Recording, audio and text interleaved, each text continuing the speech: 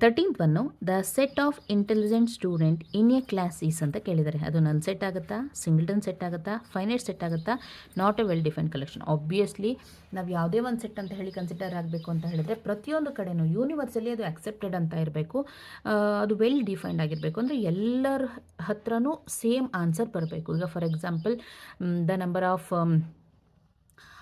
Vidhana Soudha in Karnataka ಅಂತ ಹೇಳಿ ತೊಗೊಂಡ್ರೆ ಎಲ್ಲ ಹೆಸರಲ್ಲೂ ಬರೋದು ಇಷ್ಟೇ ಇದೆ ಅಂತ ಹೇಳಿ.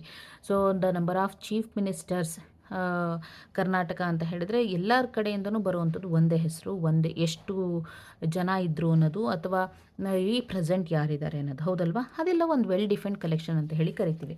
ಸೊ ಇಲ್ಲಿಗೆ ಬಂದಾಗ ನನಗೆ the number of intelligent student in a class ಅಂತ ಬಂದಾಗ ಇಂಟೆಲಿಜೆಂಟ್ ಯಾವುದ್ರಲ್ಲಿ ಇಂಟೆಲಿಜೆಂಟು? ಒಂದೊಂದರಲ್ಲೂ ಮಗು ಒಂದೊಂದು ಥರ ಇಂಟೆಲಿಜೆನ್ಸಿ ಇರುತ್ತೆ. ಈಗ ಒಂದು ಮಗು ಫಿಸಿಕ್ಸಲ್ಲಿ ಇಂಟೆಲಿಜೆಂಟ್ ಇದೆ ಅಂದರೆ ಇನ್ನೊಂದು ಮಗು ಕೆಮಿಸ್ಟ್ರಿನಲ್ಲಿ ಇಂಟೆಲಿಜೆಂಟ್ ಇರುತ್ತೆ, ಇನ್ನೊಂದು ಮಗು ಬಯಾಲಜಿನಲ್ಲಿ ಇಂಟೆಲಿಜೆಂಟ್ ಇರುತ್ತೆ, ಇನ್ನೊಂದು ಮಗು ಮ್ಯಾಥ್ಸಲ್ಲಿ ಇಂಟೆಲಿಜೆಂಟ್ ಇರುತ್ತೆ. ಸೊ ಹಾಗಾಗಿ ನಮಗೆ ಯಾವ ಮಗುನ ಯಾವ ರೀತಿ ಇಂಟೆಲಿಜೆಂಟ್ ಅಂತ ಪ್ರೂವ್ ಮಾಡೋಕ್ಕಾಗಲ್ಲ. ಸೊ ಹಾಗಿದ್ಮೇಲೆ ಅದು ವೆಲ್ ಡಿಫೈನ್ಡ್ ಕಲೆಕ್ಷನ್ ಆಗೋದಿಲ್ಲ. So that it is not A set, this is not A well defined collection. This is the simple answer. ನೋಡಿ ಎಷ್ಟು ಬೇಗ ಸಾಲ್ವ್ ಮಾಡಿಬಿಡಬಹುದು. ನಾವು ಎಷ್ಟು ಈಸಿಯಾಗಿ ನಾವು ಸಾಲ್ವ್ ಮಾಡ್ತಾ ಹೋಗ್ತೀವಿ ಅಷ್ಟು ಟೈಮ್ ನಮಗೆ ಉಳಿತಾ